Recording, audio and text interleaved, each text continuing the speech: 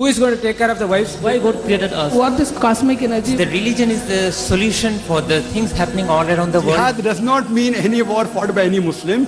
Jihad basically means to strive to struggle. The Hindus and the Muslims will be united. He is not cosmic energy, he is more superior than that. Quran gives you the solution to the problems of humankind, not that we shall despise each other. That according to Japan, India will be the superpower of the world. We will be a superpower, will be far superior to the Americans.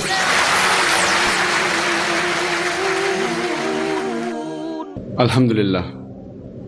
Wassalatu wassalam. Al-Rasulillah wa ala alihi wa sahbihi ajmain. Amma ba'd. A'udhu billahi minash shaitanir rajim. Bismillahir rahmanir rahim. Wa man ahsanu qawlan mimman da'a ila Allahi wa amila salihan wa qala innani minal muslimin. Rabbi shrah li sadri wa yassir li amri wahlul 'uqdatam min lisani yafqahu qawli. সবাইকে স্বাগত জানাই Islamic সম্ভাষণে। আসসালামু আলাইকুম ওয়া রাহমাতুল্লাহি ওয়া বারাকাতুহু। আল্লাহর দয়া, শান্তি ও রহমত আপনাদের সবার উপর বর্ষিত হোক। আপনারা ইসলাম ও কম্পারেটিভ রিলিজিয়নের উপরে যে কোনো প্রশ্ন করতে পারেন। হ্যাঁ ভাই বলেন।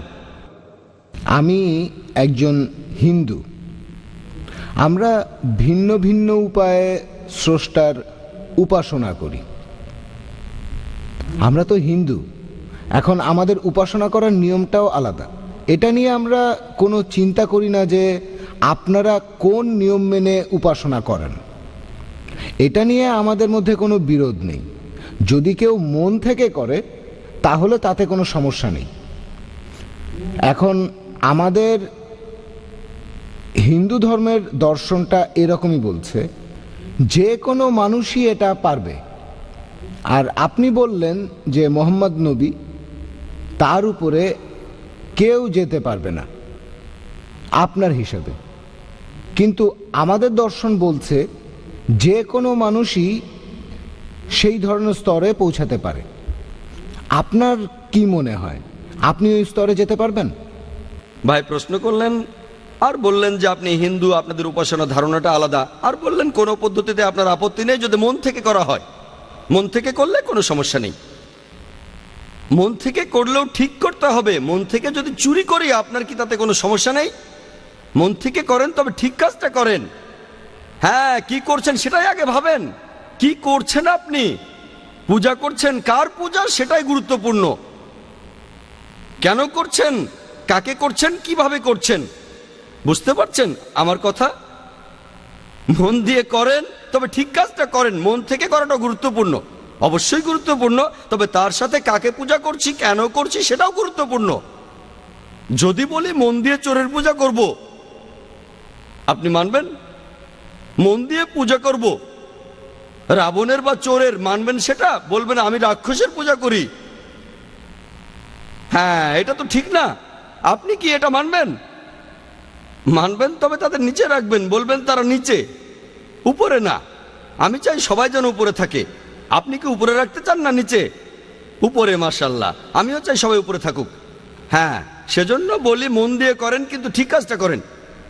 একটা ভালো কাজ দুটো তরিকায় হতে পারে, দুটো আলাদা পদ্ধতিতে করা যায়। যদি দুটোই ঠিক হয় আমরাও মেনে নেব। এবার আপনার প্রশ্নে আসি যে আমি এই কথাটা আগেও বলেছি, নবীজি মোহাম্মদ সবার উপরে। উপরে মানে আল্লাহ তাআলার পরে। এটাই বলেছি যে আল্লাহ তাআলার পরে তিনি এক নম্বর। এটা হলো নির্দেশ মানার ক্ষেত্রে। তারপর সাহাবীগণ, নবীজির সহচরেরা। আপনি প্রশ্ন করলেন যে আপনাদের দর্শন অনুযায়ী একটা মানুষ যে কোনো স্তরে পৌঁছতে পারে। বললেন আমি কি নবী মোহাম্মদের স্তরে পৌঁছতে পারবো? কখনো না। সেই স্তরে পৌঁছানোর চেষ্টা করতে পারি, আমি চেষ্টা করব, কখনোই পৌঁছতে পারবো না। কেন পৌঁছতে পারবো না? কারণ জানি তিনি ছিলেন আল্লাহ তাআলার রাসূল। কেন পৌঁছতে পারবো না? এটা হাদিসে বলা হয়েছে যে নবী রাসূলগণ সবার উপরে। যদি আমি আল্লাহকে বিশ্বাস করি, যদি কোরআনে বিশ্বাস করি, যদি বিশ্বাস করি যে নবীজির নির্দেশগুলো মানতে হবে, হাদিস আর কোরআন থেকে আমরা জানতে পারি যে মানুষের মধ্যে সবচেয়ে উপরের স্তরে হলেন নবী রাসূলগণ। আমি নবী রাসূল নই। কেন? আল্লাহ পরিষ্কারভাবে বলেছেন, সূরা আহজাবের 40 নম্বর আয়াতে উল্লেখ করা হয়েছে, মা কানা মুহাম্মাদুন আবা আহাদিম মির রিজালিকুম ওয়ালাকিন রাসূলুল্লাহ ওয়া খাতামুন নবিয়্যিন ওয়া কানা আল্লাহু বিকুল্লি শাইইন আলিম। নবী মুহাম্মদ সাল্লাল্লাহু আলাইহি সাল্লাম তোমাদের মধ্যে কোনো পুরুষের পিতা নন, বরং তিনি আল্লাহ তাআলার রাসূল এবং নবুয়তের সিলমোহর। নিশ্চয়ই আল্লাহ সব বিষয়ে জানেন। নবী মুহাম্মদের পরে কেউ নিজেকে নবী দাবি করলে তাকে পাগলের ডাক্তার দেখাতে হবে। কেন? এই বইটাই প্রমাণ দিচ্ছে যখন আপনি জানতে পারবেন এই বইটার কথাগুলো সব ঠিক, আপনিও পরীক্ষা করেছেন, তাহলে বইটার কথা আপনাকে মানতে হবে। যদি না বইটা ভুল হয়, তাহলে এই পবিত্র কোরআন আর এই সহিহ হাদিস আমাকে বলছে কোনো মানুষই নবীদের স্তরে পৌঁছতে পারবে না। যদি এখন আমি বলি আমি পৌঁছতে পারবো, হ্যাঁ আমি সেজন্য চেষ্টা করতে পারি। কেন করব? হয়তো আমি এসেছি নিচু স্তর থেকে, হয়তো 20% উঠেছি, 30%, 40% কাছাকাছি। অনুকরণের চেষ্টা করছি, 100% মানার চেষ্টা করছি। যেমন ধরেন ক্লাসের টিচার যদি বলেন যে ইংরেজি পরীক্ষায় কেউ 100তে 100 পাবে না, এটা হতে পারে, তবে অঙ্কে আপনি পেতে পারেন, ঠিক? তাহলে দেখতে পাচ্ছেন কোরআন আর হাদিসে এই কথা বলা হয়েছে যে কোনো মানুষ নবী রাসূলদের স্তরে পৌঁছতে পারবে না। আল্লাহ তাআলা তাদেরকে মনোনীত করেছেন। আমি কাছাকাছি যাওয়ার চেষ্টা করতে পারি, কাছাকাছি পৌঁছতেও পারি, তবে এক স্তরে যেতে পারবো না। আর আপনাদের হিন্দু ধর্মের দর্শন অনুযায়ী শুধু অবতারদের স্তরেই নয়, ঈশ্বরের স্তরেও আপনি পৌঁছতে পারবেন। তারপর আপনি যদি ঈশ্বর হয়ে যান, লোকজন আপনাকে পূজা করবে, ঠিক? ঠিক না ভুল? সীমা বেঁধে দিচ্ছেন কেন? তার মানে আপনিও ঈশ্বর হতে পারেন, ঠিক না ভুল? ঈশ্বর হতে পারবেন? আপনি কি ঈশ্বর হতে পারবেন? না, পারবো না। কেন হতে পারবেন না? সীমাটা কি জন্য? এর একটা সীমা আছে। আমরা ঈশ্বর হতে পারবো না। আপনি ঈশ্বর হতে পারবেন না কেন? কেন হতে পারবেন না? নবী রাসূলরা তো আরো নিচে, কিন্তু ঈশ্বর হতে পারবেন না কেন? কেন? ঈশ্বরকে শাদী করতে হবে। খোদার শাদী করতে হবে। ও শাদী হয়ে গেছে? হ্যাঁ। খোদার শাদী করার প্রয়োজন হয় বাচ্চা কাচ্চা হওয়ার জন্য?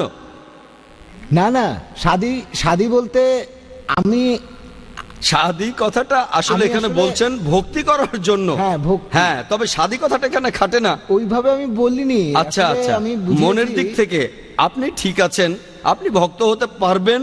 তবে তবে ইসলাম আর হিন্দুইজমের মধ্যে পার্থক্য আছে। আপনাদের ধর্ম অনুযায়ী আপনারা সবকিছুই ত্যাগ করে দেন, আপনারা দুনিয়াদারি বাদ দিয়ে দেন। ইসলাম ধর্মে দুনিয়াদারিও দিনের ভেতরে পড়ে।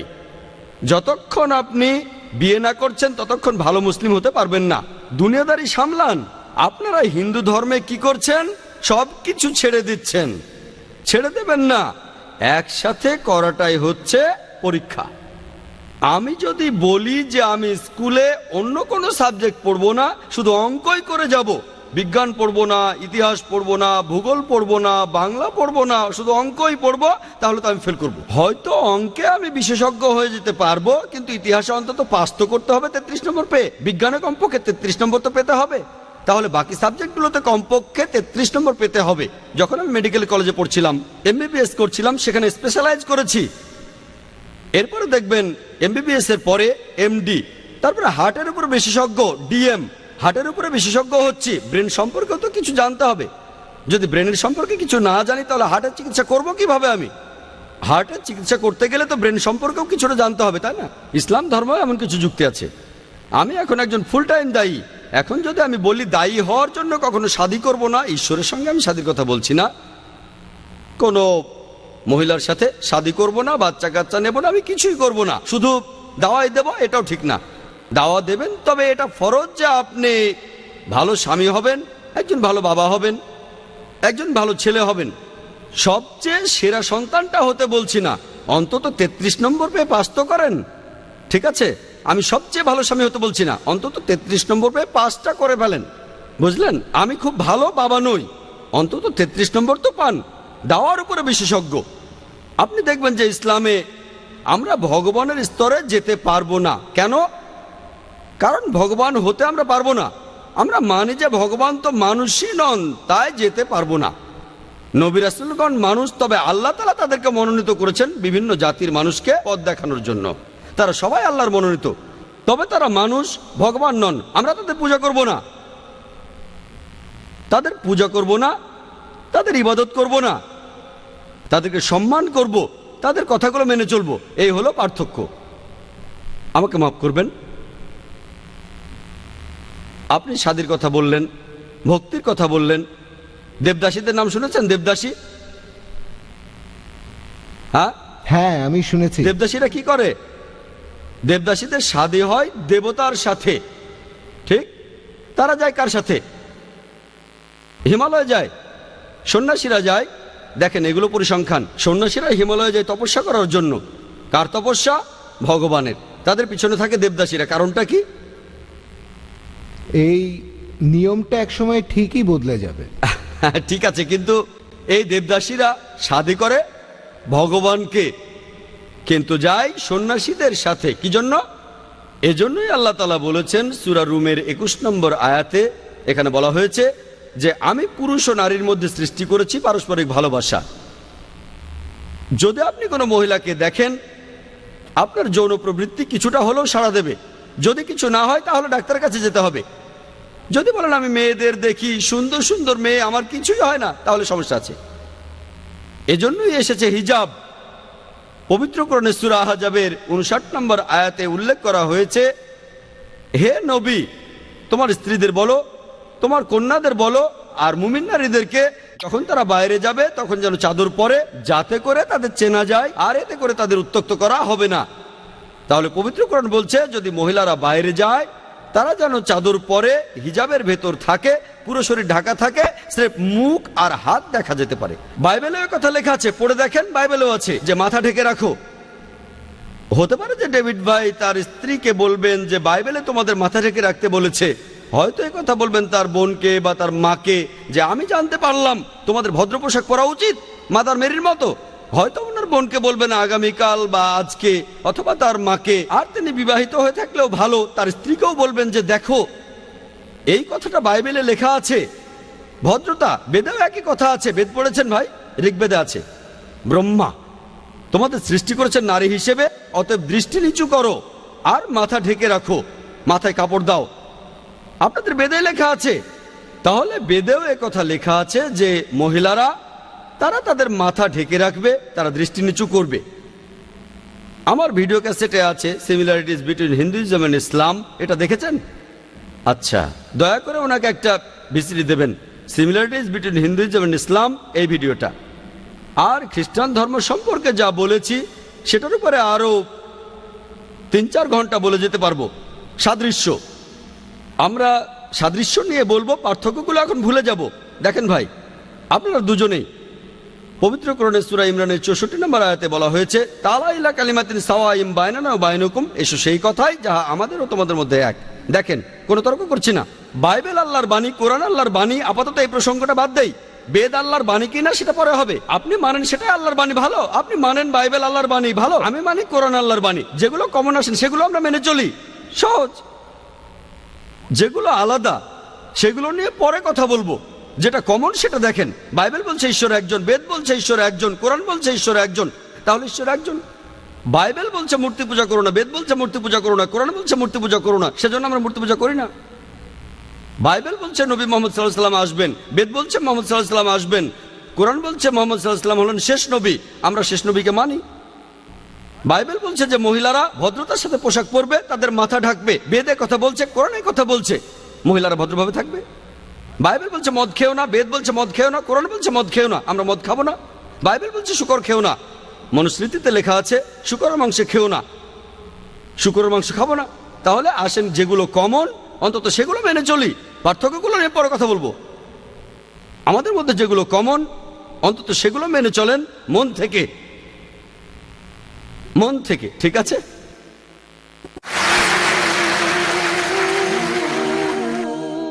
এখন কোনো বোন কি প্রশ্ন করবেন? একবার এক খ্রিস্টানের সাথে আমার কোরআন, বাইবেল ও বিজ্ঞান নিয়ে কথা হচ্ছিল, যে সে আমাকে বলল যে খ্রিস্টানেরা আদি পাপে বিশ্বাস করে, আর বাইবেলেও নাকি লেখা আছে কেউ যদি খারাপ কাজ করে তার 7 বংশ এই ভার বহন করে। আর এই ধরনের কিছু রোগ যেমন ডায়াবেটিস, এইগুলো বংশগত রোগ, এতেই নাকি আদি পাপের সত্যতা প্রমাণিত হয়। এর উত্তরে কি বলবো? বোন, আপনি বললেন যে একজন খ্রিস্টান আপনাকে যুক্তি দিয়ে বলেছে যে পবিত্র বাইবেলে নাকি লেখা আছে কেউ যদি কোনো পাপ করে তাহলে তার 7 বংশ সেই পাপের ভার বহন করবে। আর এখন আমরা জানি যে ডায়াবেটিস হলো একটি বংশগত রোগ। হয়তো তাদের পূর্বপুরুষদের মধ্যে কেউ কোনো পাপ করেছিল, সেজন্য তারা এই শাস্তি পাচ্ছে। বোন, আপনি যদি বাইবেল পড়েন, আমি জানি না 7 বংশ দিয়ে কোন অনুচ্ছেদের কথা বলছেন, কিন্তু বাইবেল স্পষ্ট লেখা আছে বুক অব ইজিকেল 18 নম্বর অধ্যায়ের 20 অনুচ্ছেদে, যে পাপ করবে সে মারা যাবে। বাবা তার ছেলের পাপের বোঝা বহন করবে না, আর ছেলেও বাবার পাপের বোঝা বহন করবে না। বাবা তার ছেলের পাপের বোঝা বইবে না, ছেলেও বাবার পাপের বোঝা বইবে না। খারাপ লোকের খারাপ কাজ তার কাছেই থাকবে, ভালো লোকের ভালো কাজও তার সঙ্গেই থাকবে। তবে খারাপ লোক যদি তার পথটা বদলে ভালো পথে আসে তাহলে সে মারা যাবে না।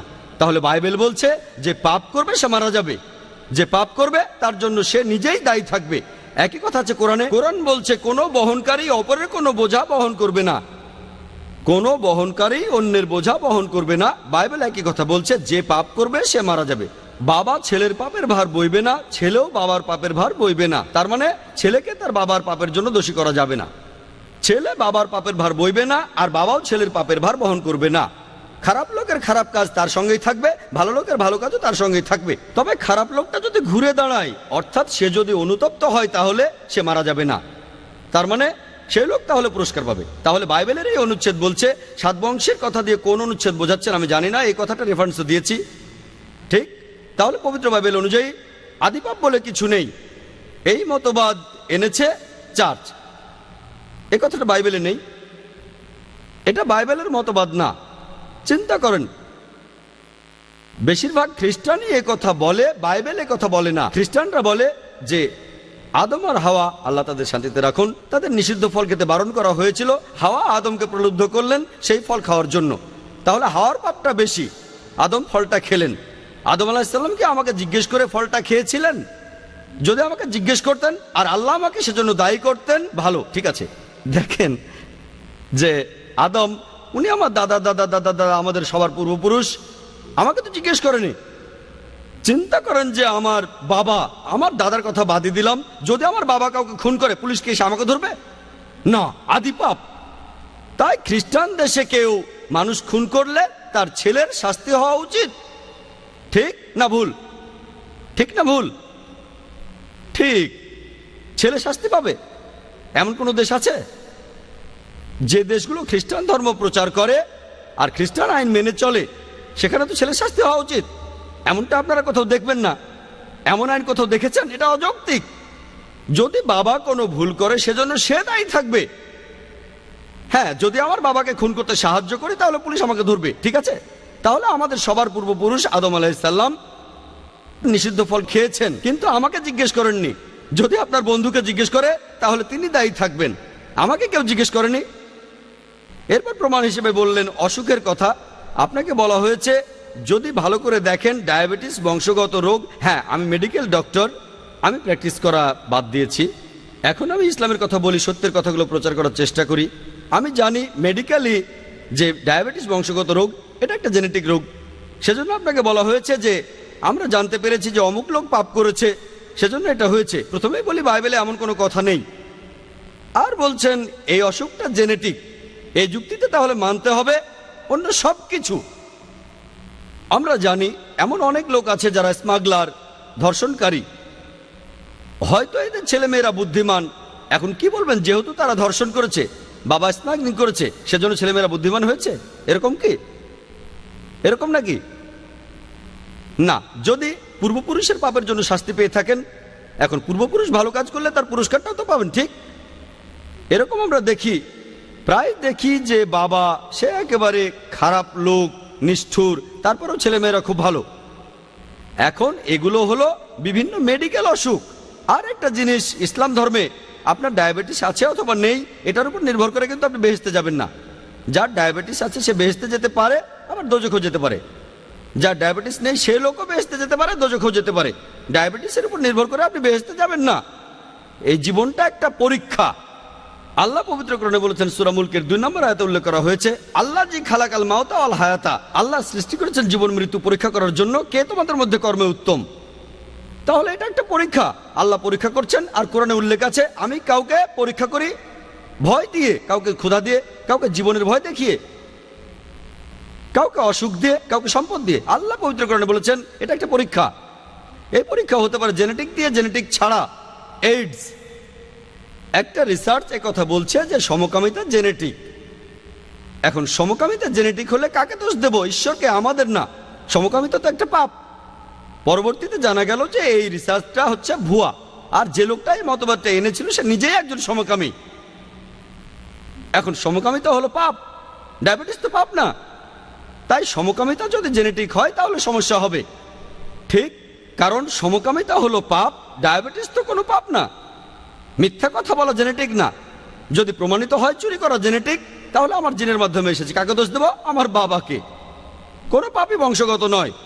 অসুখ তো কোনো পাপ না। অসুখ হলো এক ধরনের পরীক্ষা।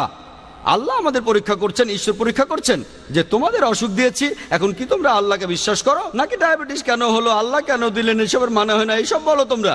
আল্লাহ আমাদের পরীক্ষা করছেন, কঠিন অবস্থায় ফেলে পুরস্কার দিয়ে, শাস্তি দিয়ে পরীক্ষা করছেন। এই পরীক্ষার উপর নির্ভর করে আল্লাহ নম্বর দিচ্ছেন। আর রোজ কিয়ামতের দিনে তিনি মালিক ইয়াউমিদ্দিন, তিনি কর্মফল দিবসের মালিক। পরীক্ষার উপর নির্ভর করে পাশ করলে বেহেশত, ফেল করলে দোজখ। আশা করি উত্তরটা পেয়েছেন। হ্যাঁ ভাই বলেন। আমার বন্ধু একজন হিন্দু, তাকে বলেছি যে পাথর, গাছ বা সূর্য ঈশ্বর না। তখন সে প্রশ্ন করেছে, তোমরা কাবার দিকে সেজদা করো কেন, অন্য কোনো দিকে না কেন? ভাই প্রশ্ন করলেন যে এক কথায় ইসলাম ধর্মে যদি মূর্তি পূজা নিষিদ্ধ হয়, পাথর, মূর্তি ইত্যাদিকে পূজা করা, তাহলে মুসলিমরা কাবাকে সেজদা করে কেন? আমরা কি কাবাকে পূজা করি, অথবা কাবার দিকে কেন? আমরা কি কাবার উপাসনা করি? এই প্রশ্নের উত্তরে বলবেন, এটা খুব কমন প্রশ্ন, যে মুসলিমরা কখনো কাবাকে পূজা করে না। কাবা হলো আমাদের কিবলা, আমাদের ইবাদতের দিক। আর মুসলিমরা আমরা একতায় বিশ্বাস করি। যখন আমরা নামাজ আদায় করি, পবিত্র কোরআন বলছে, সূরা বাকারার 144 নম্বর আয়াতে উল্লেখ করা হয়েছে যে তোমরা যেখানেই থাকো কাবার দিকে মুখ ফিরিয়ে সেজদা করো, সেটাই আমাদের কিবলা। যেমন ধরুন আপনি সালাত আদায় করবেন এই হলের মধ্যে, কেউ বলবে উত্তর দিকে মুখ করে দাঁড়ায়, কেউ বলবে দক্ষিণ দিকে, কেউ বলবে পূর্ব, কেউ বলবে পশ্চিম। আর একতার জন্য আমরা পুরো পৃথিবীর মুসলিম, আমরা সবাই একদিকে সেজদা করি, সেটাই আমাদের কিবলা অর্থাৎ কাবা। আমরা উত্তর দিকে থাকলে দক্ষিণ দিকে সেজদা করি, আমরা দক্ষিণে থাকলে উত্তর দিকে সেজদা করি, পশ্চিমে থাকলে পূবে করি, পূবে থাকলে পশ্চিমে করি সেজদা। আর যদি ভালো করে দেখেন, প্রথম যিনি এই পৃথিবীর সম্পূর্ণ ম্যাপ আঁকেন তিনি একজন মুসলিম, মোহাম্মদ আল ইদ্রিসি। এঁকেছিলেন 1154 সালে। প্রথম মুসলিমরা যে ম্যাপটা এঁকেছিল সেটার দক্ষিণ মেরু উপরে, উত্তর মেরু নিচে, কাবা ছিল সেন্টারে। পরবর্তীতে পশ্চিমারা এই ম্যাপটা আঁকলো, তারা এই ম্যাপটাকে একদম উল্টে দিল, উত্তর মেরু উপরে, দক্ষিণ মেরু নিচে। তারপরেও কাবা শরীফ সেন্টার, আলহামদুলিল্লাহ। এছাড়াও যখন আমরা হজে যাই বা উমরা, যখন আমরা মক্কায় যাই, আমরা তাওয়াফ করি, আমরা কাবার চারপাশে প্রদক্ষিণ করি কারণ আল্লাহ তাআলা ও নবীজি সাল্লাল্লাহু আলাইহি ওয়াসাল্লাম আমাদের সেরকমই নির্দেশ দিয়েছেন। কিন্তু যদি যুক্তি দিয়ে দেখেন, যেটা আমার মনে হয় যে প্রত্যেকটা বৃত্তেরই মাত্র একটাই সেন্টার থাকে, তাই যখন আমরা কাবার চারপাশে প্রদক্ষিণ করি আমরা সাক্ষ্য দেই যে আল্লাহ তাআলা কেবলমাত্র একজন, ঈশ্বর একজন। আর ইসলাম ধর্মের দ্বিতীয় খলিফা হযরত ওমর রাদিয়াল্লাহু আনহু বলেছেন, এটা আছে সহিহ বুখারীতে দ্বিতীয় খণ্ডের বুক অফ হজ 56 নম্বর অধ্যায়ের 675 নম্বর হাদিস। হযরত ওমর রাদিয়াল্লাহু আনহু তিনি বলেছেন যে এই কালো পাথরকে চুমু দিচ্ছি কারণ নবীজিকে এই পাথরে চুমু দিতে দেখেছি, তা না হলে এই কালো পাথর আমার কোনো উপকার করতে পারবে না, কোনো ক্ষতিও করতে পারবে না। তাই এই কথাটা যে কালো পাথর আমার উপকার করতে পারবে না, কোনো ক্ষতিও করতে পারবে না, এতেই প্রমাণিত হয় যে মুসলিমরা কখনোই কাবাকে পূজা করে না। এছাড়াও আমি এখানে আরেকটা যুক্তি দেখাতে পারি যে আমাদের প্রিয় নবীজির সময়ে তার সাহাবীগণ, অনেক সাহাবী ছিলেন যারা কাবার উপরে দাঁড়িয়ে আজান দিয়েছিলেন, নামাজের জন্য আহ্বান করেছিলেন। কোন মূর্তি পূজারী তার পূজনীয় মূর্তির উপর এভাবে দাঁড়াবে? এতেই প্রমাণিত হয় যে মুসলিমরা আমরা কাবাকে পূজা করি না, এটা একতার জন্য, কিবলার জন্য যখন আমরা নামাজ আদায় করি। আশা করি উত্তরটা পেয়েছেন। ওয়াখির দাওয়ানা আলহামদুলিল্লাহ রাব্বিল আলামিন। আলহামদুলিল্লাহ ওয়াসসালাতু ওয়াসসালামু আলা রাসূলিল্লাহ ওয়া আলা আলিহি ওয়া সাহবিহি আজমাইন, আম্মা বাদ। আউযু বিল্লাহি মিনাশ শাইতানির রাজীম, বিসমিল্লাহির রহমানির রহিম। উদু ইলা সাবির রাব্বিকা বিল হিকমা ওয়াল মাউইযাতিল হাসানাহ ওয়াজাদিল বিল্লাতি আহসান। রব্বি ইশরাহ লি সাদরি ওয়া ইয়াসসির লি আমরি ওয়াহলুল উকদাতাম মিন লিসানি ইয়াফকাহু কাওলি। সবাইকে স্বাগত জানাই ইসলামিক সম্ভাষণে। আসসালামু আলাইকুম ওয়া রাহমাতুল্লাহি ওয়া বারাকাতুহু। আল্লাহর দয়া, শান্তি ও রহমত আপনাদের সবার উপর বর্ষিত হোক। আপনারা ইসলাম ও কম্পারেটিভ রিলিজিয়নের উপরে যে কোনো প্রশ্ন করতে পারেন। যদি কেউ প্রশ্ন করতে চান তাহলে করতে পারেন। কোনো বোন কি প্রশ্ন করবেন? আসসালামু আলাইকুম। ওয়ালাইকুম আসসালাম রহমতুল্লাহ। আমি জানতে চাচ্ছিলাম যে নবীজি সাল্লাল্লাহু আলাইহি ওয়াসাল্লামের সময়ে আজিল আর মুতাহ এই দুইটার অনুমতি ছিল, এ ব্যাপারে কিছুটা বিস্তারিত বলবেন? বোন আপনি প্রশ্ন করলেন যে আমাদের নবীজির সময়ে উজুল মানে সহবাস থেকে বিরত থাকা, আর মুতাহ মানে অস্থায়ী বিয়ে, এই দুটোর অনুমতি ছিল। এ ব্যাপারে বিস্তারিত জানতে চাইলেন। একটা হাদিস আছে যে নবীজির কাছে এক লোক এসে বলল সে এই উজুল পালন করছে, অর্থাৎ সে তার স্ত্রীর সাথে সহবাস থেকে বিরত রয়েছে। নবীজি চুপ করে থাকলেন। এর উপর ভিত্তি করে দুইটি মতবাদ, নবীজি চুপ করে থেকে সম্মতি দিয়েছিলেন, আরেকটা দল বলছে নবীজি শুনে খুশি হননি। এ সম্পর্কে মতবাদ এই দুটো, তাই এটার অনুমতি আছে না নেই সেটা বিতর্কের ব্যাপার। তবে ফ্যামিলি প্ল্যানিং এর কথা যদি বলেন, আমার ভিডিও ক্যাসেট দেখতে পারেন, কোরআন অ্যান্ড মডার্ন সায়েন্স সামঞ্জস্যপূর্ণ না পরস্পর বিরোধী। এই হাদিসের উদ্ধৃতি দিয়ে অনেকে বলে অনুমতি আছে, অনেকে বলে না করলেই ভালো, তবে কেউই বলে না এটা হারাম। উজুলকে কোথাও হারাম বলা হয়নি, কোথাও না। আপনার দ্বিতীয় প্রশ্নে আসি, আমাদের নবীজির সময়ে মুতাবিয়ের অনুমতি ছিল? হ্যাঁ, নবুয়ত পর প্রথম দিকে, মুহাম্মদ সাল্লাল্লাহু আলাইহি ওয়াসাল্লাম নবুয়ত পর প্রথম দিকে মদও নিষিদ্ধ ছিল না। নবুয়তের প্রথম দিকে নবীজি মদও বারণ করেননি। যদি আমাকে বলেন যে একবার কিছু সাহাবা নবীজির সামনে মদ খেয়েছিলেন, নবীজি কিছু বলেননি, এটা হতে পারে। এটা হয়েছে নবুয়তের প্রথম দিকে। পরবর্তীতে কোরআনের আয়াতে মদকে নিষিদ্ধ করা হলো। তারপরে যখনই কেউ নবীজির সামনে মদ খেয়েছে, নবীজি তখনই তাকে বারণ করেছেন। যখনই নবীজি ভুল কিছু দেখেছেন, অবশ্যই বারণ করেছেন, সেটা হারাম। সেভাবে দেখবেন যে মুতা আরব দেশে তখন এই রীতি ছিল, আরব দেশে এটা কমন ছিল। প্রথমে ব্যভিচার নিষিদ্ধ হলো, ধাপে ধাপে এসেছে যে কোনটা নিষিদ্ধ। আর সপ্তম হিজরিতে তাবুকের যুদ্ধের সময়, আর নবীজি মুহাম্মদ সাল্লাল্লাহু আলাইহি ওয়াসাল্লাম এর কয়েক বছর পরেই মারা যান, তিনি এটাকে নিষিদ্ধ করেছিলেন। যখন নিষিদ্ধ করেছিলেন, সেখানে যে সাহাবাগণ ছিলেন তারা ভালোভাবে জানতেন। তাদের মধ্যে ছিলেন হযরত ওমর রাদিয়াল্লাহু আনহু। আর সেজন্যই পরবর্তীতে তারা যখন ফিরে আসলেন, নবীজিও তখন মারা গেছেন, মানুষজন এটা জানতো না, তবে কিছু সাহাবা এ ব্যাপারে জানতেন। ওমর রাদিয়াল্লাহু আনহু এটা জানতেন, তিনি কঠিনভাবে আইনটা প্রতিষ্ঠা করলেন। এটা ভুল। কিছু মানুষ ভাবল যে আসলে হযরত ওমর রাদিয়াল্লাহু আনহু তিনি তার নিজের আইনটা তৈরি করেছেন। না, নিষিদ্ধ করেছেন নবীজি মুহাম্মদ সাল্লাল্লাহু আলাইহি সাল্লাম, তবে তিনি তাবুকের যুদ্ধে যাওয়ার আগে নিষিদ্ধ করেছিলেন। সব সাহাবী সেখানে ছিলেন না, মাত্র কয়েকজন ছিলেন। তাদের মধ্যে ছিলেন ওমর রাদিয়াল্লাহু আনহু।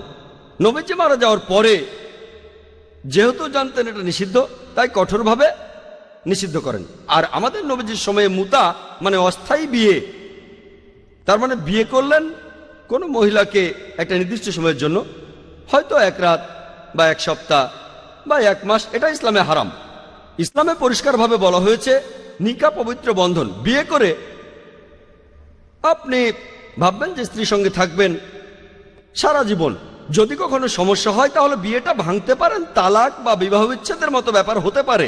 মুতার ক্ষেত্রে এমনটা না, আপনি বিয়ে করেছেন একটা নির্দিষ্ট সময়ের জন্য, এটা হারাম ইসলামে। এটা আসলে পতিতাবৃত্তিকে স্বীকৃতি দেয়া। ইসলাম ধর্মে পতিতাবৃত্তির কোনো স্থান নেই, এটা হারাম। বিয়ে করে কোনো সমস্যা হলে হতে পারে 10 বছর, 10 মাস বা 1 মাস বা 1 সপ্তাহ পরে তালাক হতে পারে। কোরআনে অনুমতি আছে, তালাক দেওয়ার অনুমতি আছে।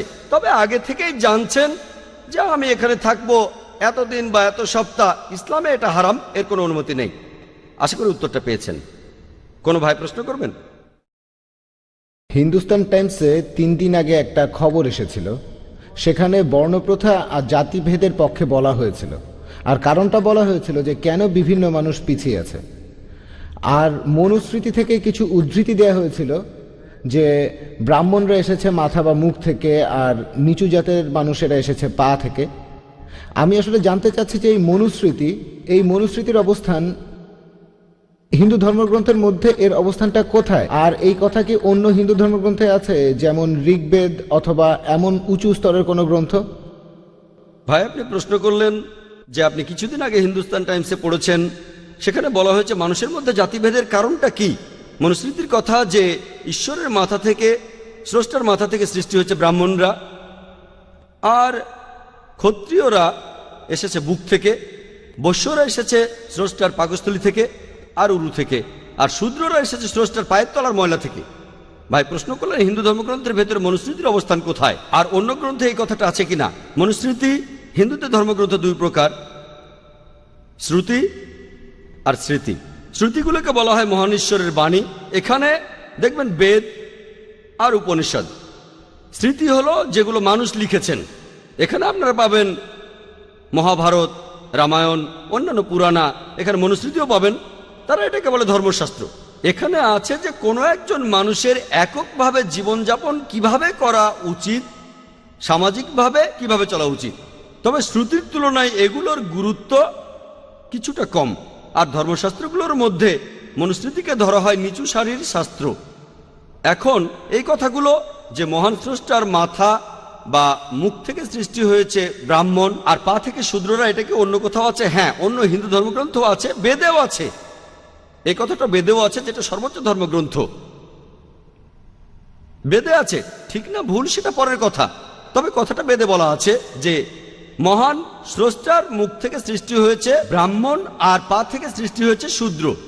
এই বর্ণপ্রথা এটা অন্যান্য ধর্মগ্রন্থ আছে, সর্বোচ্চ ধর্মগ্রন্থেও, সেটা হচ্ছে বেদ। অনেক সংস্কারপন্থী আমার লেকচার শুনবেন, similarities between Islam and Hinduism, তারা এই প্রথাটাকে মানে না, যে বর্ণপ্রথা থাকা উচিত না।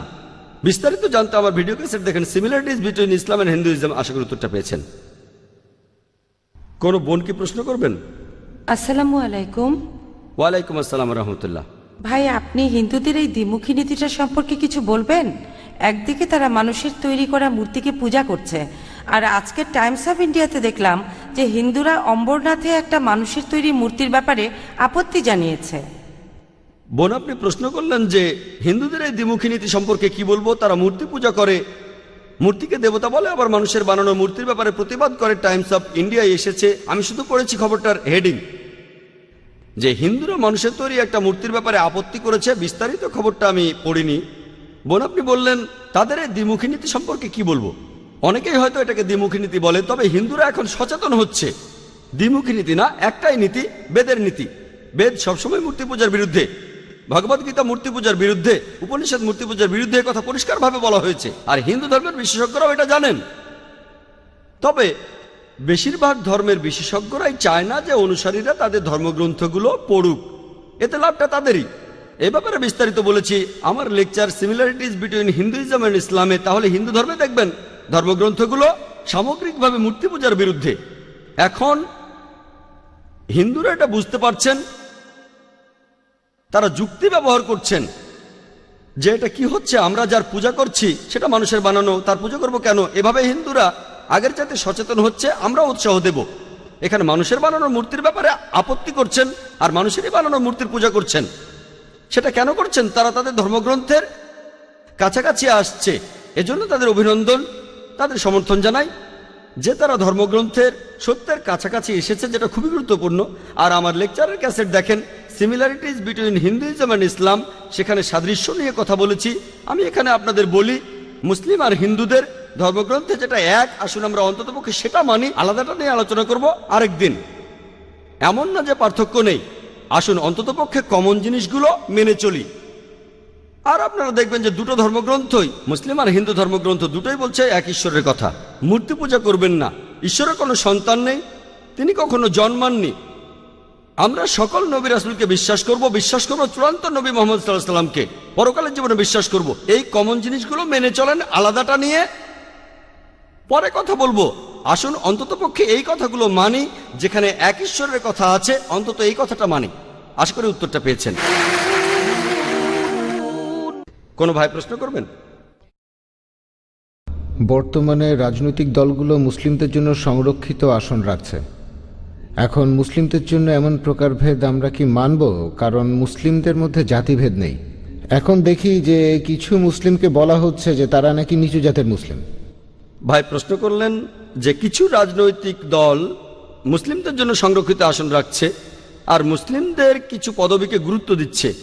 আমরা এগুলোকে মানব কিনা? ইসলামে কোনো বর্ণপ্রথা নেই। কেউ যদি বলে আমি মুসলিমদের মধ্যে নিচু জাতের, সেটা ভুল।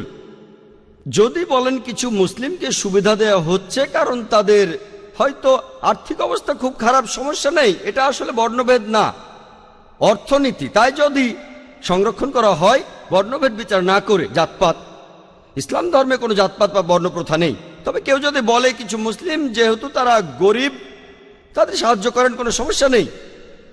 গরিব মুসলিমকে জাকাত দিতে পারেন। কোনো মুসলিমকে যদি সাহায্য করতে চান, যেহেতু সে গরিব, আর্থিকভাবে দরিদ্র, এই দরিদ্র লোকদের জন্য করা যেতে পারে। হিন্দুদের মধ্যে যেমন বর্ণপ্রথা, ইসলামে তেমনটা নেই। কিন্তু তারা যদি আর্থিকভাবে দরিদ্র হয়, তারা যদি গরিব হয়ে থাকে, তাহলে করেন, সমস্যা নেই। কিন্তু বর্ণপ্রথা ইসলামে এটা নেই।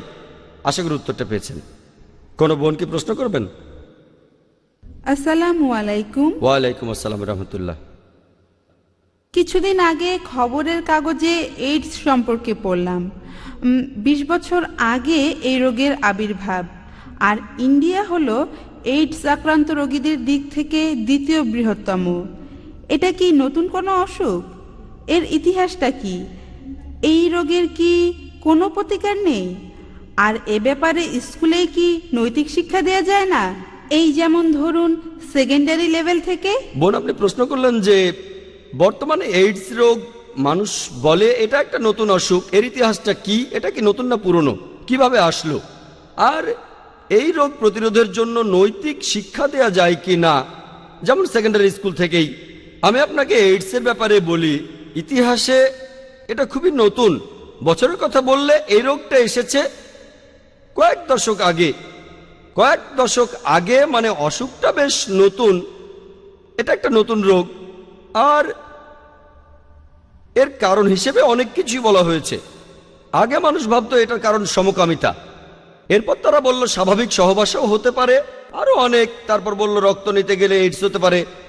এখন পর্যন্ত আমরা এই রোগের প্রতিকার জানি না।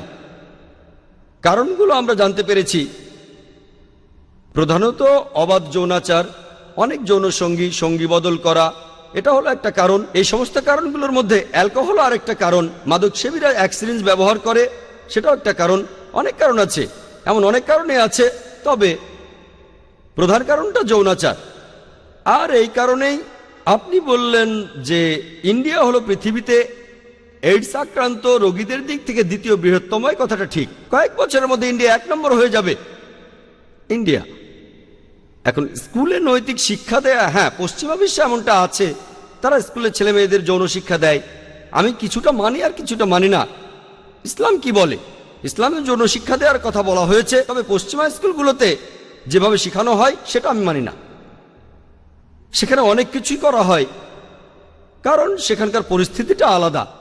ইংল্যান্ডের একটা রিপোর্ট অনুযায়ী, এই কয়েক সপ্তাহ আগে এই পেপারে খবরটা এসেছিল টাইমস অফ ইন্ডিয়ায়, যে ইংল্যান্ডে বর্তমানে যে শিশুরা জন্মায় তাদের 40%-এরও বেশি বিবাহিত বাবা মায়ের সন্তান হয়ে জন্মায় না। তার মানে যেসব মহিলা সন্তান প্রসব করছে তাদের 40%-এরও বেশি বিবাহিত নয়। আর 20-30 বছর আগে এটা ছিল 20%। আরো কয়েক দশক আগে এটা আরো কম ছিল। তাদের সমাজ উন্নত হচ্ছে, আর তারা বলছে 2012 সালের মধ্যে যেসব শিশু জন্মাবে তার 50%-এরও বেশি তাদের বাবা মারা বিবাহিত হবে না। বুঝতেই পারছেন তাদের সমাজটা আসলে খারাপ হয়ে যাচ্ছে। এজন্য তারা স্কুলে যৌন শিক্ষা দিচ্ছে। আর কারণ হলো এগুলোই। আমার মনে হয় সমস্যাটা আসলে স্কুলে না, সমস্যাটা হলো সমাজে। আমরা এইসব বাজে জিনিসগুলো বাদ দিতে চাই, যেমন কোনো অশ্লীলতা থাকবে না, পর্নোগ্রাফি। এখন এগুলো বাড়ছে কেন? পর্নোগ্রাফি ম্যাগাজিন বাড়ছে, পর্নোগ্রাফিক সাইট বাড়ছে। সার্ভে দেখা গেছে যে 80% পুরুষ পর্নোগ্রাফিক সাইটে যায়, যারা অফিসে কাজ করে তাদের 20% একেবারে অফিস টাইমে পর্নোগ্রাফিক সাইটে যায়। এগুলো সার্ভে। মহিলাদের মধ্যে 13% অফিস টাইমে। হ্যাঁ, পর্নোগ্রাফিক সাইটে যাওয়াটাই খারাপ, আর অফিস টাইমে যাওয়া, চিন্তা করেন আপনি সেখানে চাকরি করছেন আর পর্নোগ্রাফিক সাইট দেখছেন।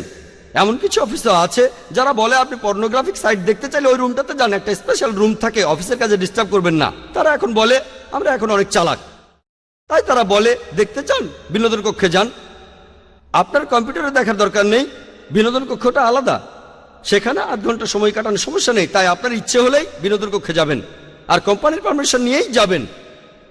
যদি বলেন এভাবে সমাজের উন্নতি হবে, সেটা আসলে ভুল। এবারে শিক্ষার ব্যাপারে বলি। স্কুলে আমার বোন তার মেয়ের স্কুলের নামটা বলছি না, খুবই বিখ্যাত একটা স্কুল, সেখানে অভিভাবকদের মিটিং, আর এসেছেন একজন এক্সপার্ট মনোবিজ্ঞানী, যিনি অভিভাবকদের সঙ্গে কথা বলবেন এই বিষয়ে। তো সেই এক্সপার্ট খুব জনপ্রিয় একজন লোক বোম্বেতে। তিনি বলছেন, অভিভাবকদের বলছেন যে আপনারা এইডসের ব্যাপারে তো জানেন, এইডস সম্পর্কে বলছেন, এইডস ছড়িয়ে পড়েছে। আপনার বাচ্চাকে শেখান কন্ডম ব্যবহার করো, সেখানে সবাই খুব সিরিয়াসলি বলছিল শেখাতে হবে, বাচ্চাদের শেখাবেন। তারপর প্রশ্নোত্তর পর্ব শুরু হলো। আমার বোন প্রশ্ন করে এক্সপার্টকে উড়িয়ে দিল। সেক্স করতে বারণ না করে তাদের বলছেন কন্ডম ব্যবহার করতে। এটা কোন ধরনের শিক্ষা? আপনারা তাদের বলবেন তোমরা সহবাস করো না, কিন্তু বলছেন করলে করতে পারো, কন্ডম ব্যবহার করো, এইডস হবে না। কন্ডম ব্যবহার করলে এইডস হবে না। কয়েক বছর আগে দক্ষিণ আফ্রিকায় গিয়েছিলাম, বিশাল হোর্ডিং, এইডস থেকে বাঁচতে কন্ডম ব্যবহার করুন। তারা অবৈধ সেক্স করতে বারণ করছে না, সেক্স করেন তবে কন্ডম ব্যবহার করেন, তাহলে এইডস হবে না। এইডস পশ্চিমা বিশ্বে ছড়াচ্ছে, এখন ইন্ডিয়া তো চলে এসেছে। তারা কিন্তু বলছে না তোমরা অবৈধ সেক্স করো না, তোমরা ব্যভিচার করো না, অবাধ যৌনাচারে মেতে উঠো না, করো তবে সাবধান, কন্ডম ব্যবহার করো। এখন বাচ্চাদের যদি এই ধরনের শিক্ষা দেন, এমন শিক্ষার কোনো প্রয়োজন নেই। তাই আমিও মানি যৌন শিক্ষার প্রয়োজন আছে, তবে ইসলামিক নিয়ম মেনে। যেভাবে পশ্চিমারা শেখাচ্ছে সেভাবে নয়। তারা যা শেখায় সেগুলো বলতে পারবো না, তবে যদি সেগুলো বলি তখন বলবেন জাকির ভাই আপনি আমাদের সামনে এইসব কি বলছেন। তারা যা কিছু শেখায় সেটা ননসেন্স, অন ইসলামিক, হারাম। কিন্তু তারা কি বলে এইডস খুব খারাপ, তারা এইডস নিয়ে চিন্তিত, আখিরাত নিয়ে চিন্তিত না। এখানে ট্রিটমেন্টটা হলো জীবাণু মারতে হবে, সিমটম দেখে ট্রিটমেন্ট করবেন না। তারা এখন চিন্তিত এইডস নিয়ে, কিন্তু তাদের অন্যান্য খারাপ কাজগুলো নিয়ে তারা চিন্তিত না। তাহলে দেখতে পাচ্ছেন যে তাদের সমাজ আসলে পেছন দিকে যাচ্ছে, তারা ভুল জিনিসের পথে এগিয়ে যাচ্ছে। এগুলো কেন বাড়ছে?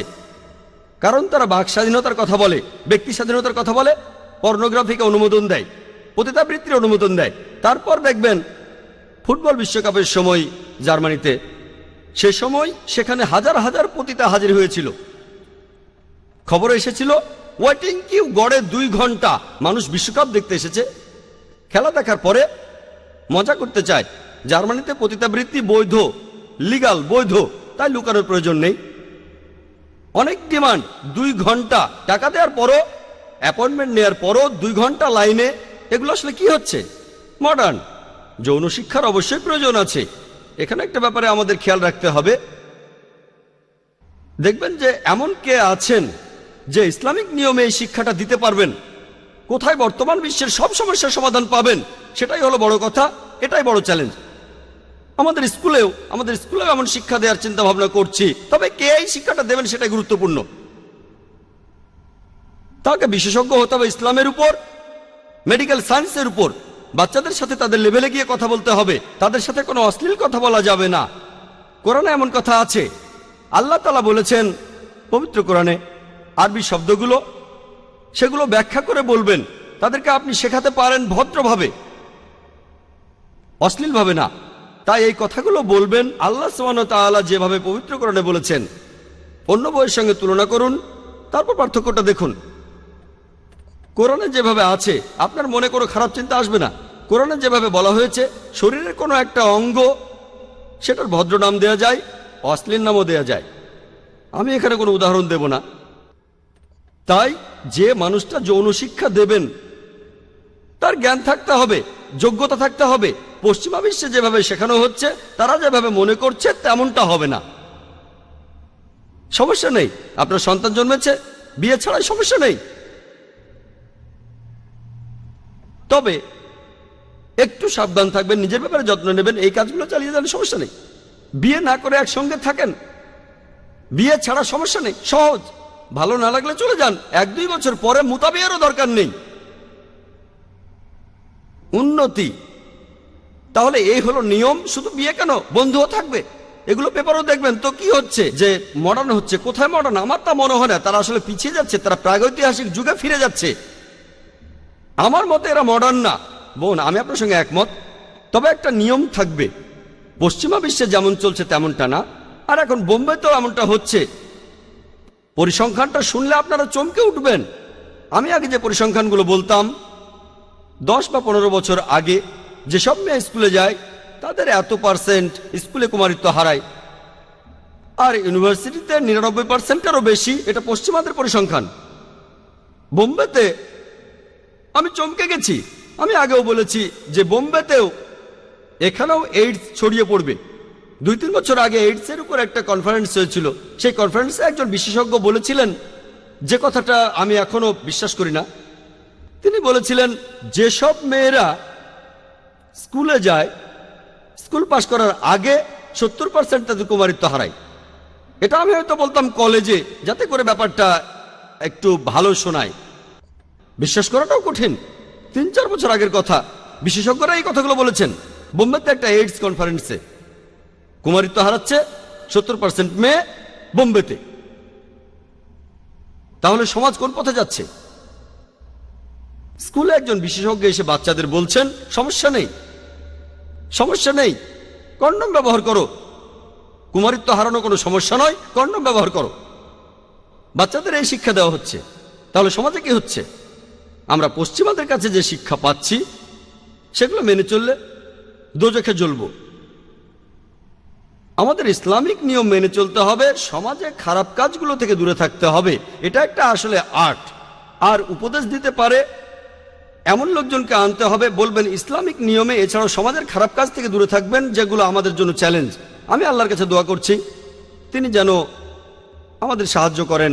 হয়তো প্রথম দিকে আমরা ভালো ফলটা পাবো না, প্রথম ব্যাচটা বের হবে, লোকজন বলবে কি হলো, এরা প্রথম ব্যাচটা, হয়তো সেরাটা না।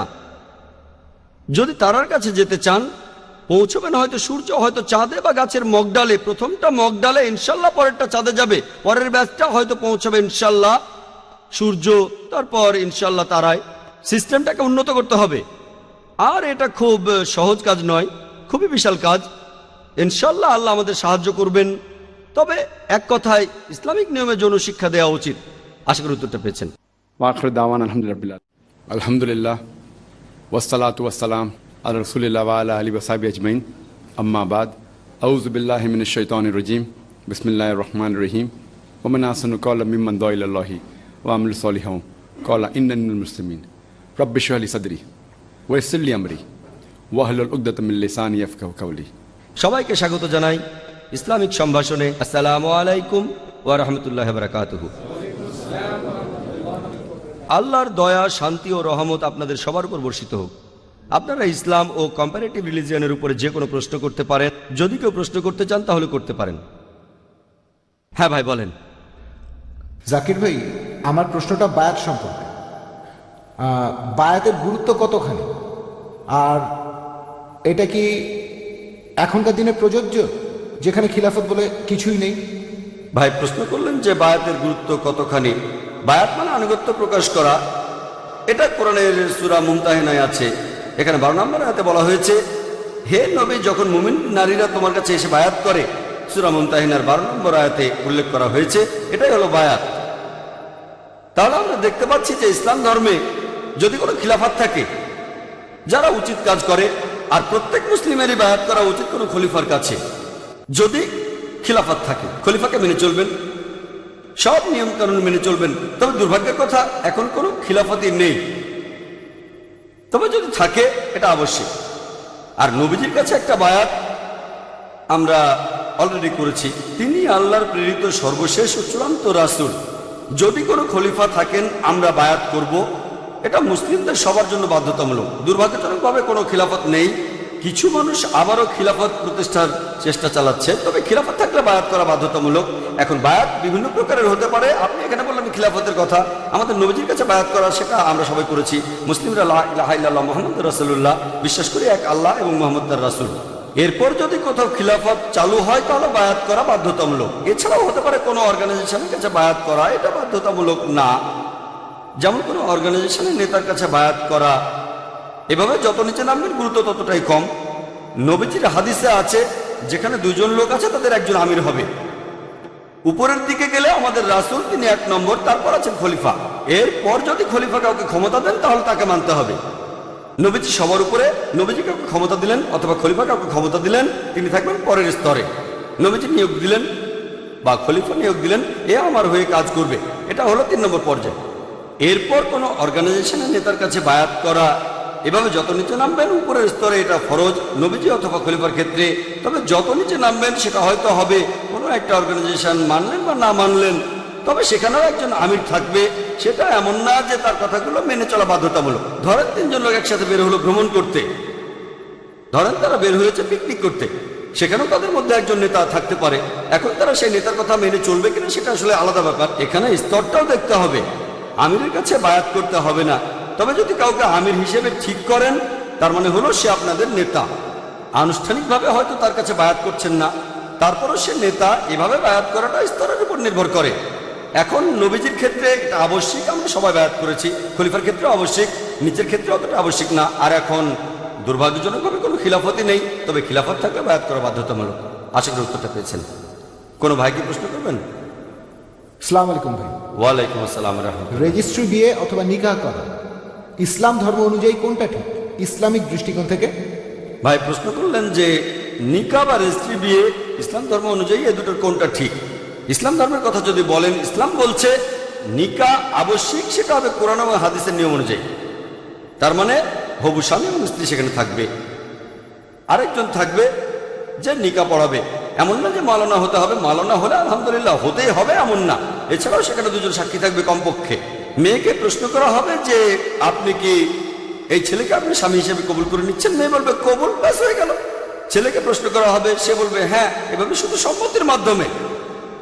মিয়া বিবি রাজি তো কে একারেগে কাজী। ছেলে মেয়ে রাজি থাকলে। আর দেনমোহর ধার্য করাটা একটা গুরুত্বপূর্ণ বিষয়, তবে কোনো সীমা নেই এর বেশি বা কম।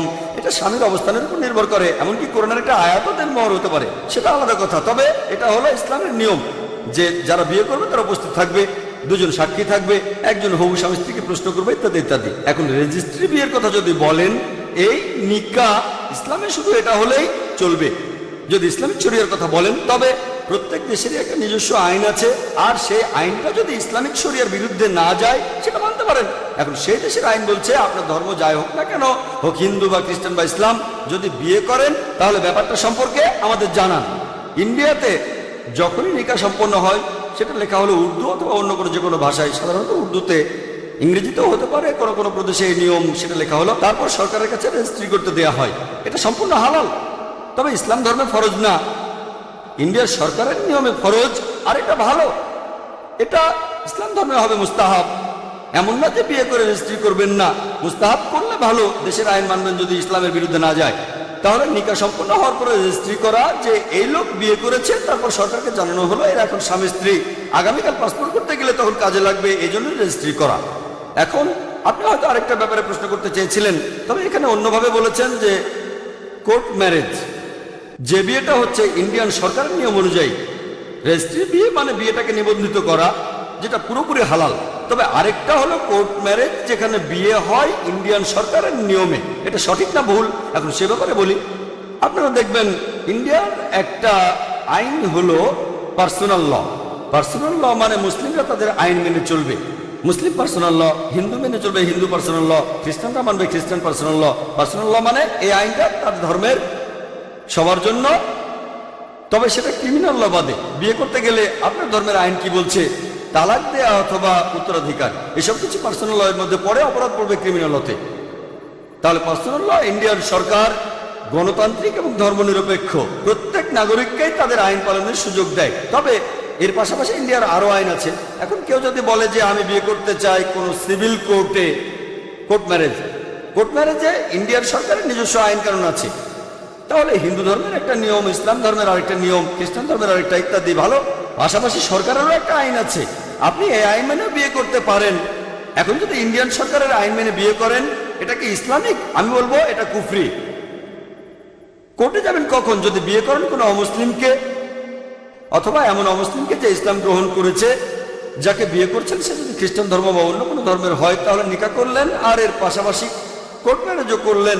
হ্যাঁ, সমস্যা নেই, নিকাহ তো হয়েছে, আর এর পাশাপাশি করলেন কোর্ট ম্যারেজ। একটা ব্যাপার বুঝতে হবে, যদি বিয়ে করেন কোনো আইন মেনে, আর সেটা যদি হয় কোর্ট ম্যারেজ, তাহলে ইন্ডিয়ার যে কোনো কোর্টে যেতে পারেন। অর্থাৎ ভিন্ন ধর্মের কাউকে বিয়ে করলে আপনি যাবেন ইন্ডিয়ান কোর্টে, পার্সোনাল ল মানবেন না। তাহলে যদি কোর্ট ম্যারেজ করেন আর এই বিয়ের আগে পরে অন্য নিয়মে বিয়ে করেন, সেটা করতে পারেন, তবে সরকার এখানে গুরুত্ব দেবে কোর্ট ম্যারেজটাকে। আর যখন কোর্ট ম্যারেজ করছেন ইন্ডিয়ার সরকারের আইন কানুন মেনে, অবশ্য অনেকেই বলে তাদের সমস্যা নেই, তবে আমার মতে আমি বলবো এটা কুফরি। কুফরি মানে আপনি মানছেন দেশের আইন আল্লাহ তাআলা চাইতে অনেক বড়। কিছু আইন বিরুদ্ধে যায় না, তবে বিরুদ্ধে গেলে, যেমন ধরেন সম্পত্তি ভাগ হবে সরকারের আইন মেনে নাকি কোরআনের আইন মেনে। এখানে সরকারের আইনও বলছে কোরআনের আইনের কথা। যদি আপনারা ইন্ডিয়ার কথা বলেন, আমি এমন কোন ইন্ডিয়ান সরকারের কথা জানি না যারা মুসলিমদের হারাম কাজ করার জন্য জোর করছে অথবা বাধা দিচ্ছে এমন কিছু করতে যেটা ফরজ। তাহলে ইন্ডিয়ান হয়েও একজন মুসলিম ভালো মুসলিম হতে পারে? এখানে আপনাকে অপশন দিচ্ছে, মদ খেতে চাইলে খেতে পারেন, না চাইলে খাবেন না। মদ খাওয়ার জন্য জোর করা হচ্ছে না। যদি জোর করা হতো তাহলে বলতাম দেশের আইন ইসলামের বিরুদ্ধে সরাসরি। আপনি যদি নামাজ পড়তে চান তাহলে পড়ে নিতে পারেন, বলা হচ্ছে না যে নামাজ পড়তে পারবেন না। ইসলামী নিয়মে এমনটা হলে হারাম। তাহলে ইন্ডিয়ার আইন আর সংবিধানের কথা বললে আমি এমন কোন আইনের কথা জানি না যেটা মুসলিমদের হারাম কাজ করতে বলছে অথবা কোনো ফরজ কাজ করতে বাধা দিচ্ছে। হয়তো হারাম কাজের অপশন দিচ্ছে, সেটা আপনার ইচ্ছা। তাই ভালো মুসলিম হওয়ার পাশাপাশি ভালো ইন্ডিয়ানও হতে পারি। অনেক দেশ আছে বিয়ে করতে গেলে সে দেশের আইনই করতে হবে, যেমন দক্ষিণ আফ্রিকা, আমেরিকা। নিকাহ করার দরকার নেই। নিকাহ করলে রেজিস্ট্রি করলেন না, সরকারকে জানালেন না, তারা মাথা ঘামাবে না। কিন্তু যদি তাদের জানান যে আপনি বিয়ে করছেন, তাহলে ইসলামিক শরিয়া মানতে পারবেন না। ইন্ডিয়ায় যে স্বাধীনতাটা আছে সেটা অনেক দেশেই নেই। তাই যদি কোর্ট ম্যারেজের কথা বলেন, আমার মত অনুযায়ী এটা হচ্ছে হারাম। পরামর্শ দেব কোর্ট ম্যারেজ করবেন না। ইসলামী নিয়মে করেন। যখন কোর্ট ম্যারেজ করছেন এটা কুফরি। মেনে নিচ্ছেন যে দেশের আইন আল্লাহর আইনের চাইতে অনেক বড়। আশা করি আপনার উত্তরটা পেয়েছেন। কোনো ভাই কি প্রশ্ন করবেন? হ্যাঁ ভাই। আসসালামু আলাইকুম। ওয়ালাইকুম আসসালাম রাহমাতুল্লাহ। কিছুদিন আগে ভিডিও ক্যাসেটে আপনার একটা লেকচার একজন অমুসলিমকে দেখিয়েছিলাম, concept of god in major religions. তিনি একজন প্রফেসর, আর্য সমাজের সদস্য। তিনি আমাকে একটা প্রশ্ন করেছেন। প্রত্যেক ধর্মই বলছে যে ঈশ্বর দয়ালু, কিন্তু দেখা গেল যে একই দিনে মুসলিম, হিন্দু আর খ্রিস্টান তারা নিজের মতো পূজা করে। আর একইভাবে কিছু উপজাতি তারাও এমন পূজা করে সূর্যকে। আবার একই সময় সুনামির সেই বিপর্যয়টা ঘটে গেল, হাজারো মানুষ মারা গেল। তারপর তিনি প্রশ্ন করলেন, আমরা কোন ঈশ্বরের পূজা করব? ভাই খুব সুন্দর প্রশ্ন করেছেন। আমার lecture concept of god in major religions এক অমুসলিমকে দেখিয়েছেন, আর তিনি বলেছেন যে প্রত্যেক ধর্মই বলছে ঈশ্বর হলেন দয়ালু। কেউ পূজা করে এই ঈশ্বরের, কেউ ওই ঈশ্বরের, আবার কেউ পূজা করে সূর্যকে। তারপর সুনামি হলো, অনেক লোক মারা গেল। সেখানে অনেক ধর্মের লোক ছিল, অনেক হিন্দু ছিল, মুসলিম ছিল, খ্রিস্টান ছিল। তাহলে কোন ঈশ্বরের পূজা করব আর কোন ঈশ্বর দয়ালু? এখন বিভিন্ন ধর্মের উপরে আমি একজন ছাত্র। বেশিরভাগ ধর্মই বলে ঈশ্বর দয়ালু, তবে ইসলাম ধর্মে বলা হয়েছে আল্লাহ রহমানুর রাহিম, দয়ালু, পরোপকারী। এছাড়া পবিত্র কোরআনে সূরা নিসার 40 নম্বর আয়াতে উল্লেখ করা হয়েছে যে কারো উপর আল্লাহ অনুপরিমাণও অবিচার করেন না। দয়ালু হওয়ার পাশাপাশি তিনি ন্যায় বিচারক। তিনি দয়ালু আর ন্যায়বান। যেমন ধরেন একজন লোক কাউকে ধর্ষণ করলো, এখন আল্লাহ তো দয়ালু, এই ধর্ষককে মাফ করে দেন। আল্লাহ এই ধর্ষককে মাফ করলে আমি সেটাকে দয়া বলবো না। এখানে যে ধর্ষিত হয়েছে তার কি হবে? যে ধর্ষিত হয়েছে সে তখন বলবে আল্লাহকে, এটা কোন ধরনের বিচার? তখন আল্লাহ কি উত্তর দেবেন? আমি দয়ালুতায় মাফ করে দিয়েছি। এটাকে কি সুবিচার বলবেন আপনি? না, আল্লাহ দয়ালু, তবে একই সাথে ন্যায় বিচারক। তাহলে আল্লাহ একই সাথে ন্যায়বান আর দয়ালু। কাউকে শাস্তি দেওয়া উচিত। আল্লাহ যদি ক্ষমা করে দিতে চান সেটা আলাদা ব্যাপার, তবে তার শাস্তি হওয়া উচিত। যদি ধর্ষণ করে, যদি ইসলামিক দেশে হয়, মৃত্যুদণ্ড হওয়া উচিত। এরপরে আল্লাহ যদি ক্ষমা করে দিতে চান সেটা আল্লাহর ইচ্ছা। তবে তিনি ন্যায়বান, দয়ালু হওয়ার পাশাপাশি তিনি ন্যায়বান। এখন কোনো জায়গায় সুনামি হলো, কোথাও কোনো বিপর্যয় হলে আমাদের বুঝতে হবে আল্লাহ পবিত্র কোরআনে বলেছেন, সূরা মুলকের 2 নম্বর আয়াতে উল্লেখ করা হয়েছে, আল্লাহ জি খালাকাল মাউতা ওয়াল হায়াতা। আল্লাহ সৃষ্টি করেছেন মৃত্যু ও জীবন পরীক্ষার জন্য। কে তোমাদের মধ্যে কাজে উত্তম? এই জীবনটা পরকালের জন্য পরীক্ষা। আল্লাহ পরীক্ষা করেছেন কে ভালো আর কে খারাপ। তাহলে যখনই কোনো বিপর্যয় হয়, ইসলামিক শরিয়া অনুযায়ী, ইসলামিক নীতি অনুযায়ী কোন রকম বিপর্যয় দেখা দিলে দুটো ব্যাপার হতে পারে। হয় এটা একটা পরীক্ষা মানুষের জন্য, অথবা একটা শাস্তি। যেসব মানুষ খারাপ তাদের জন্য এটা একটা শাস্তি, ভালোদের জন্য এটা পরীক্ষা। যার পরীক্ষা নেওয়া হচ্ছে সে হতে পারে ভালো বা খারাপ, তাহলে হয় পরীক্ষা নয়তো শাস্তি। যদি ভালো কিছু ঘটে যে কোনো মানুষের জন্য এটা হয় পরীক্ষা নয়তো পুরস্কার। সে ভালো মানুষ হলে এটা পুরস্কার, যদি ভালো মানুষ না হয় তাহলে তখন পরীক্ষা, হয় পুরস্কার নয় পরীক্ষা। যদি জীবনে কোনো বিপর্যয় দেখা দেয় সেটা তাহলে হয় শাস্তি নয়তো পরীক্ষা। তাহলে জীবনে কোনো বিপর্যয় দেখা দিলে হয় সেটা শাস্তি নয়তো পরীক্ষা। তাহলে সুনামির ক্ষেত্রে হাজার হাজার মানুষ, লাখ লাখ মানুষ মারা গেছে। এখন এই যে লাখ লাখ মানুষ মারা গেল, হয়তো অনেকেই ভালো ছিল, ধার্মিক লোক, তাদের পৃথিবীর পরীক্ষা শেষ। পরীক্ষার সময় শেষ হলে ঘন্টা বেজে গেলে খাতা তো জমা দিতে হয় না। তাহলে ভালো মানুষ যারা মারা গেছে প্রত্যেকের সময় শেষ। প্রত্যেকেই যারা মারা গেছে তাদের পরীক্ষার সময় শেষ হয়ে গেছে। তার মানে এই না যে সেখানে সবাই ফেল করেছে। ধরেন পরীক্ষার সময় 3 ঘন্টা, সময় শেষ হলে টিচার সবার খাতা নিয়ে নিল। আরে টিচার নিয়ে গেছে, সময় তো শেষ, ফিনিশ। খাতাগুলো নেয়ার পরে টিচার সেগুলো চেক করলো, হ্যাঁ এই ছেলেটা তো বেশ ভালোই লিখেছে, পাস, ফেল। তাহলে পরীক্ষার সময় শেষ হলে অনেকেই ভালো মানুষ ছিল, নিয়মিত নামাজ পড়েছে, নিয়ম মেনেছে, তারা বেহেশতে যাবে। আবার অনেকে আল্লাহকে মানেনি, তারা অসৎ ছিল, ধর্ষণ করেছে, চুরি করেছে, দোজখে যাবে। তাহলে কেউ মারা গেলে এমন না যে সেটা শাস্তি, তার সময় শেষ, তার সময় শেষ হয়ে গেছে, পরীক্ষার সময় শেষ। কেউ হয়তো বেঁচে থাকে 5 বছর, আবার কেউ বা 10 বছর, কেউ 50 বছর। পরীক্ষার সময়টা এক একজনের ক্ষেত্রে এক এক রকম। মারা গেলে তার মানে এই না যে সে কোনো অন্যায় করেছে। এখন কেউ যদি মারা যায় তার পরিবারের সদস্যরা বিপদে পড়তে পারে। যারা মারা গেছে তাদের পরীক্ষার সময় শেষ। এখন এই মানুষগুলো মারা গেছে, আরো অনেক হয়তো বেঁচে আছে। একটা বাচ্চা মারা গেছে, তার বাবা মা বেঁচে আছে, হয়তো বাবা মা বেঁচে আছে, বাচ্চাটা মারা গেছে, এটা তাদের জন্য বিপর্যয়। আরে আমি তো ভালো মানুষ, নিয়মিত নামাজ পড়ি, আমার ছেলেটা মারা গেল, ছেলের হিসাব কিতাব আছে, সেটার বিচার পরে করা হবে। এই বাবা মা, এটা তাদের জন্য পরীক্ষা। হয়তো এই বাবা মা খুবই ভালো মানুষ, খুবই ধার্মিক, হয়তো আল্লাহ তাদের আরো পরীক্ষা করতে চান, তাদের পাঠাতে চান জান্নাতুল ফেরদৌস সবার উপরে। কঠিন পরীক্ষায় পাশ করলে পুরস্কারটাও বড়। বিয়ে পরীক্ষায় পাশ করা, ব্যাচেলর অফ আর্টস খুব সোজা, পাশ করবেন। MBBS এটা কঠিন, কিন্তু যখনই MBBS পাশ করবেন, bachelor of medicine, bachelor of surgery, নামের আগে ডক্টর থাকবে, ডক্টর। কিন্তু এই পরীক্ষায় পাশ করা কঠিন। বিয়েতে বেশিরভাগ পাশ করে, MBBS এটা কঠিন, এখানে সবাই অ্যাডমিশনই পায় না। তাহলে এমন হতে পারে এই বাবা মা দুজনেই খুব ধার্মিক, আল্লাহ তাদের আরো পরীক্ষা করছেন। আরেকটু বিপদে ফেলে দেখি তারপরও তারা আমাকে বিশ্বাস করে কিনা, নাকি এই বিপদে পড়ে তারা আমার ইবাদত করা বন্ধ করে দেয়। একটা সন্তান মারা গেছে, সেই সন্তান তো 10 বছর বেঁচে ছিল, আল্লাহকে ধন্যবাদ জানান। অনেকের তো কোনো সন্তানই নেই, এজন্য আল্লাহকে ধন্যবাদ জানান। তখন আল্লাহ তাদের শুধু জান্নাতই দেবেন না, জান্নাতুল ফেরদৌস, সাধারণ কোনো বেহেশত না, সবচেয়ে সেরা বেহেশত। কিছু লোক শাস্তি পাবে।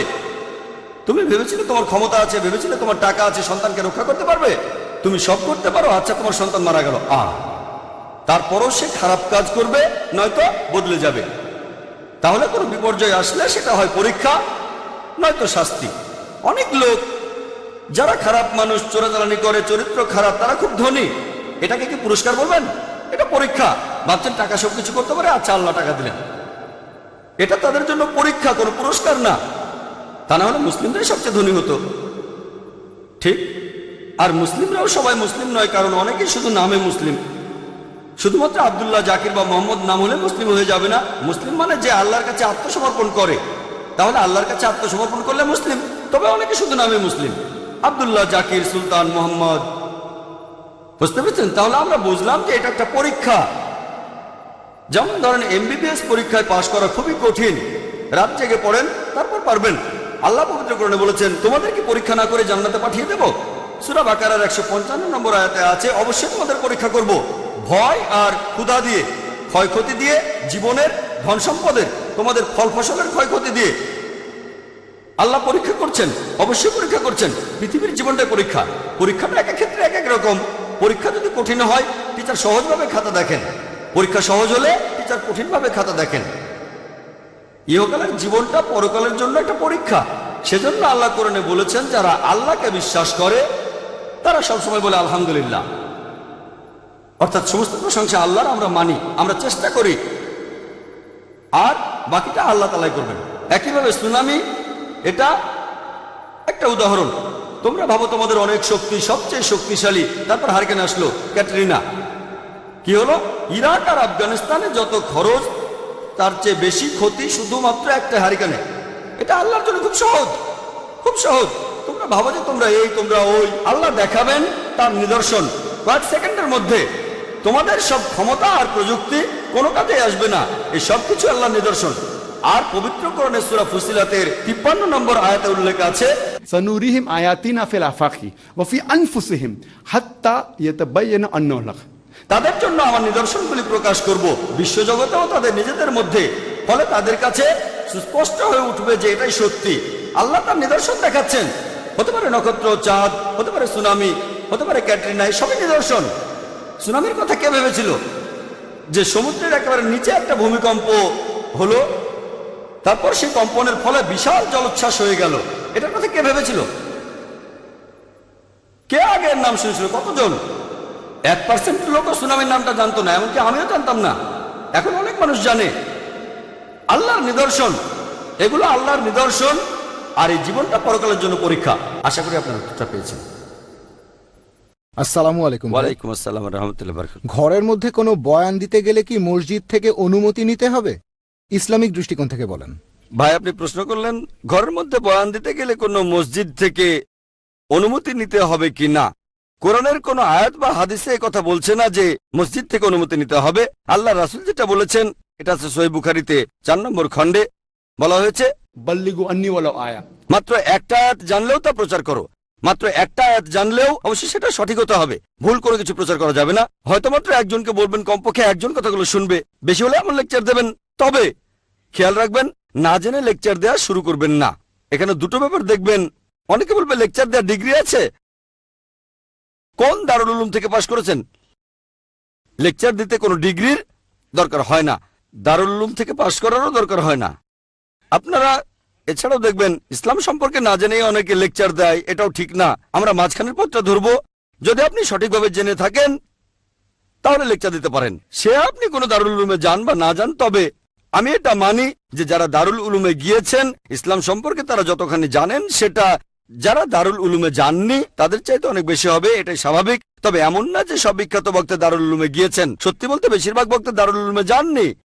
এমন না যে দারুল উলুমে যাবেন না, প্লিজ আমাকে ভুল বুঝবেন না। আমি বললাম দারুল উলুমে না গিয়েও লেকচার দিতে পারেন। এখন ভুল কোনো লোক লেকচার দিলে ইসলামেরই সর্বনাশ হয়ে যাবে।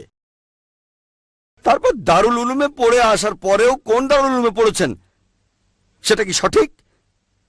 কেউ লেকচার দিতে চাইলে তাহলে যেটা করতে হবে, কোরআন আর সুন্নাহ মেনে ঠিক পথে থাকতে হবে। দারুল উলুমে যান বা না যান, তাহলে যেটা দরকার, যদি কেউ লেকচার দিতে চান, হয়তো একজনের কাছে প্রচার করছেন, হয়তো নিজেই প্র্যাকটিস করছেন, অথবা পাবলিক লেকচার দিচ্ছেন, যদি আল্লাহ এবং রাসূলকে মেনে চলেন, আল্লাহ এবং রাসূলের অনুমতি দরকার। যদি আল্লাহ এবং রাসূলকে মেনে চলেন তাহলে সব ঠিক আছে, সে আপনি কোনো দারুল উলুমে যান বা না যান। এখন মুসলিমদের মধ্যে দুটো গ্রুপ আপত্তি জানাবে। একদল বলবে ডিগ্রি নেই, লেকচার দিতে পারবেন না, দাওয়া দিতে পারবেন না, আপনার ডিগ্রি নেই। আর অন্যদিকে আছে তথাকথিত কিছু আধুনিক মুসলিম। আরে এরা আসলে সবাই বেকার, দারুল উলুম কোনো দরকার নেই। দুই পক্ষ দুই প্রান্তে, আমরা মাঝের পথটা ধরব। এমন অনেকে আছেন যারা ফ্রিল্যান্স বক্তা, তারা দারুল উলুমে যাননি আর ইসলাম সম্পর্কে আবোল তাবোল বলেন। এছাড়াও অনেকে দারুল উলুমে গিয়েছেন, কিন্তু যেহেতু সেখানে তারা ভুল জিনিস কিছু শিখেছেন তাই তারাও সেই ভুল প্রচার করছেন। আসল কথা, ইসলাম সম্পর্কে সঠিক জ্ঞান থাকতে হবে। এখন আপনি সেটা দারুল উলুম থেকে শিক্ষা নেন অথবা ঘরে বসে শেখান, সেটা আলাদা প্রশ্ন। সাহাবাগণের সময় কোন দারুল উলুম ছিল? এত বিখ্যাত সবাই কোন দারুল উলুমে গিয়েছিলেন? তারা নিজেদের মতো করে জ্ঞান চর্চা করেছিলেন। আজকে অমুকের কাছে, কালকে তমুকের কাছে, তারপর দিন গিয়েছেন মদিনায়, মক্কায়, তারপর গিয়েছেন মিশরে। এইভাবে তারা পৃথিবী ঘুরে বেরিয়েছেন। এটা এখন কঠিন। এখন এভাবে জ্ঞান চর্চা হয়, একসাথে অনেক ছাত্র, শিক্ষা প্রতিষ্ঠান আছে। এটা খারাপ না, ভালো। আসল কথা হলো যখন একটা কিছু জানলেন, হয় কারো কাছ থেকে অথবা বই থেকে অথবা ভিডিও ক্যাসেট থেকে বা দারুল উলুম থেকে, যদি কথাগুলো কোরআন এবং সুন্নাহর সঙ্গে মিলে যায় তাহলে সব ঠিক আছে। তাই যদি লেকচার দিতে চান, মসজিদ থেকে অনুমতি নেওয়ার কোনো দরকার নেই। অনুমতি দেবেন আল্লাহ এবং রাসূল। আল্লাহ এবং রাসূল তাকে অনুমতি দেবেন যে এটা মেনে চলে। बल्लिगु अन्नी वाला आया। মাত্র একটা জানলেও তা প্রচার করো। তাহলে রাসূল আমাদের অনুমতি দিয়েছেন। তবে যা বলবেন সেটা যেন কোরআন এবং হাদিসের সাথে মেলে, তাহলে ঠিক আছে। তা না হলে বলবেন না। আশা করি উত্তরটা পেয়েছেন। ওয়াখর দাওয়ান আলহামদুলিল্লাহ রাব্বিল আলামিন।